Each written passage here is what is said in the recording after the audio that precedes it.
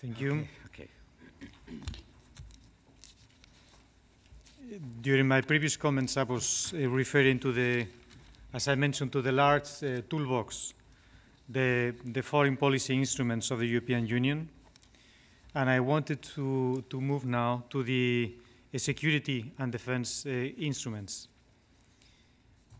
I think this is a recent development, and I could refer here to the political security and military committees and coordination, which has been established, and I can indicate to you that they are regularly meeting in Brussels, and that they contribute to identify the priorities and to indicate how the different actions need to be conducted. For the people who has an interest on the details of that, they can go to the legal text, to the Lisbon Treaty, which describes in Article 42 and 43 the type of missions which could be deployed, and which are the elements which need to be taken into account. Just to indicate that up to now more than 26 missions have been deployed, started in the Western Balkans, an area in which personally I have been involved more on the civilian aspects, but I have been in close contact with these missions. And just to indicate that they are of a civilian or military character, sometimes they have been deployed autonomously by the EU, or sometimes in the context of other organizations which are on the leading side, like, for example, the UN or the OSCE. These missions have been teamed by many international partners, including Canada, and they have been contributing with different types of engagements and contributions. And I would like to indicate from this podium to pay tribute to those contributions by the partners. As an example of that, I would like to indicate that an agreement in between the European Union and Canada, establishing a framework of cooperation in crisis management, was already signed in 2005, and this is the basis for the cooperation. Now, what about the experiences? I think many of them have been already mentioned, but I would like to emphasize a number of those. First of all, this is a shared responsibility. I think it's clear from the challenges that we are addressing and from the previous speakers' comments that no one can address those challenges on its own. The increased complexity of the global landscape has made harder and more difficult to exercise leadership, world leadership, and contribute in a tangible way. Being aware of this, then the cooperation with partners has always been on the basis of the European Union external action, and the cornerstone has been always effective multilateralism.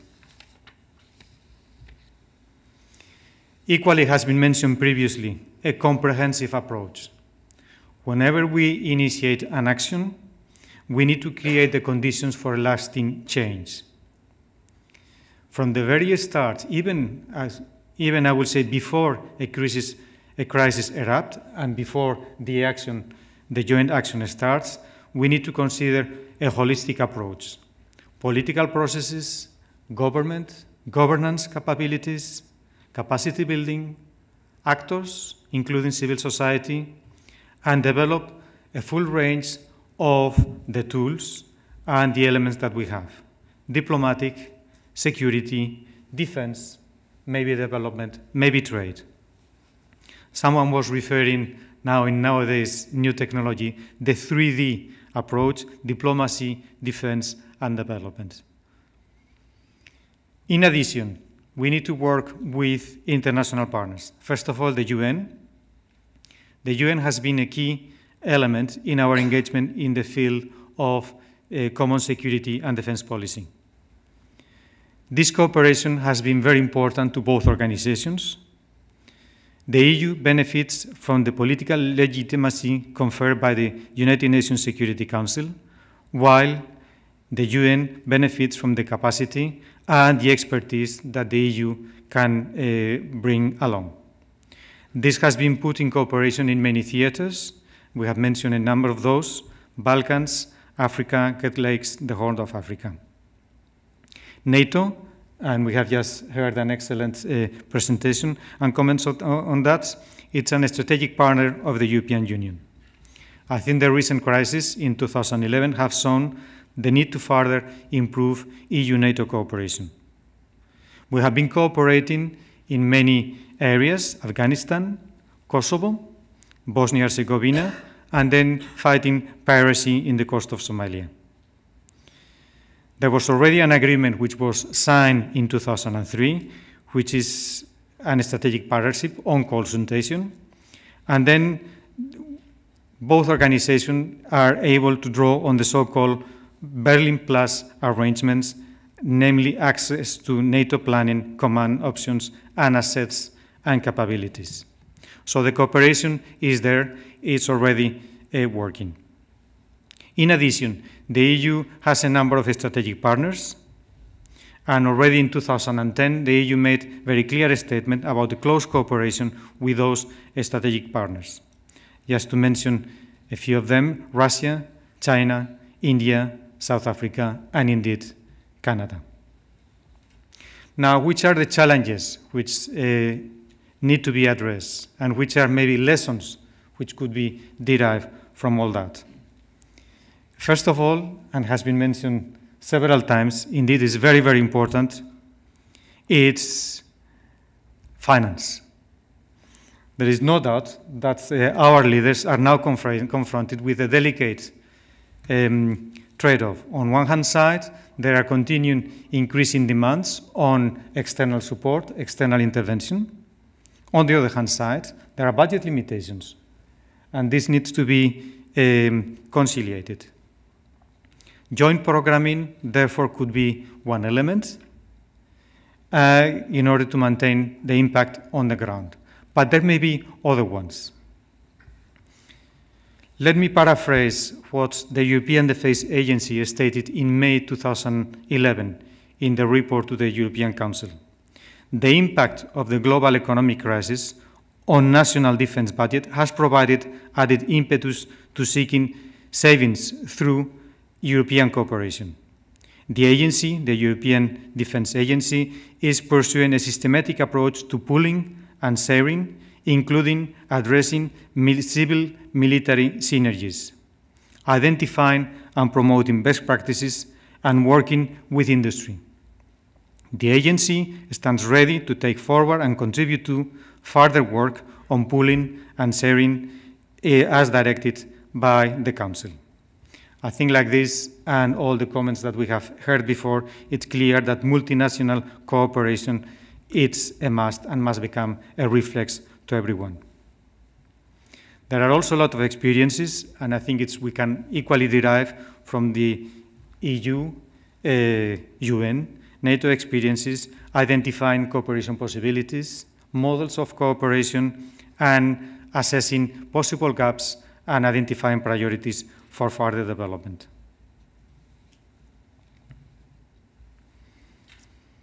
We need to better integrate the missions and the actions with the overall EU policy. We need to be in close contact and closely assessing the host country situation in terms of reform, in terms of local capability, in order to ensure long-lasting stability. One element which maybe we have not discussed much has been the identification of benchmarks. How do we know that we are successful? There was a reference before to indicators, but we need to do more. Are we making an impact? How do we know that this is going to be a lasting impact? In addition, we spoke before about finance, but we are speaking about crisis situation. And sometimes, I have some experience on that, it's difficult to conciliate finance, accountability, and at the same time, quick deployability. And therefore, again, this is an issue which needs to be taken into account. We need to conciliate both aspects. I think it's fair to be accountable. Accounts need to be shown and proved right. At the same time, we need to have flexibility to be able to deploy quickly. And to conclude, I would like to make a reference to the civilian and military coordination. I think the recent experiences have shown that in modern emergencies, the humanitarian community has faced increased operational challenges, risks, and threats for the workers on the field. There is a need to examine all the situation and then how to better address and conciliate these civil and military relations, and to come upon with specific guidelines in the use of military and civilian assets in natural disasters, for example, as it was the case in IT, or in complex emergencies. And in there are references to the so-called Oslo guidelines in this type of cooperation. Ladies and gentlemen, with my comments, I have tried to indicate, to prove how the European Union has progressed in this area. I have tried to indicate how we have been contributing with international partners. And I will equally have tried to highlight a number of issues which I think will need to be taken into account. One conclusion which is very important, or several conclusions, is that we are not working in isolation. We need to work with stakeholders, of course, indeed, the beneficiary country, but also the international community, and with all the different parties who have a contribution to solve the situation. Thank you very much for your attention, and I'm looking forward now to the debate. Thank you.